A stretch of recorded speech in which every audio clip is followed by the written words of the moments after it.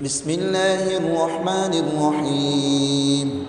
تبارك الذي بيده الملك وهو على كل شيء قدير، الذي خلق الموت والحياة ليبلوكم أيكم أحسن عملا وهو العزيز الغفور، الذي خلق 7 سماوات طباقا ما ترى في خلق الرحمن من تفاوت فارجع البصر هل ترى من فطور ثم ارجع البصر كرتين ينقلب إليك البصر خاسئا وهو حسير، ولقد زينا السماء الدنيا بمصابيح وجعلناها رجوما للشياطين وأعتدنا لهم عذاب السعير، وللذين كفروا بربهم عذاب جهنم وبئس المصير.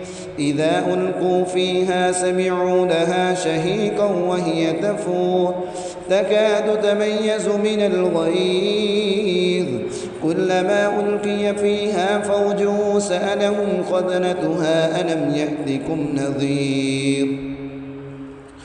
قالوا بلى قد جاءنا نذير فكذبنا وقلنا ما نزل الله من شيء إن أنتم إلا في ضلال كبير.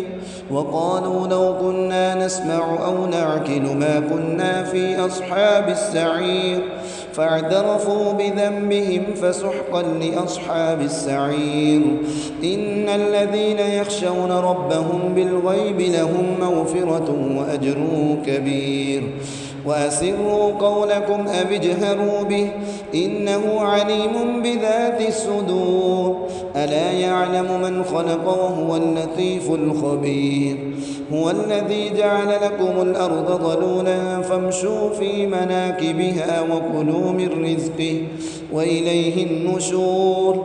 أأمنتم من في السماء أن يخسف بكم الأرض فإذا هي تمور أم أمنتم من في السماء أن يرسل عليكم حاصبا فستعلمون كيف نظير. ولقد كذب الذين من قبلهم فكيف كان نكير.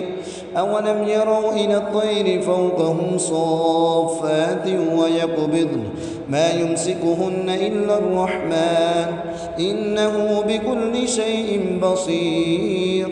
أمن هذا الذي هو جود لكم ينصركم من دون الرحمن إن الكافرون إلا في غرور. أمن هذا الذي يرزقكم إن أمسك رزقه بل لجوا في عتو ونفور. أفمن يمشي مكبا على وجهه أهدى أم من يمشي سويا على صراط مستقيم. قل هو الذي أنشأكم وجعل لكم السمع والأبصار والأفئدة قليلا ما تشكرون.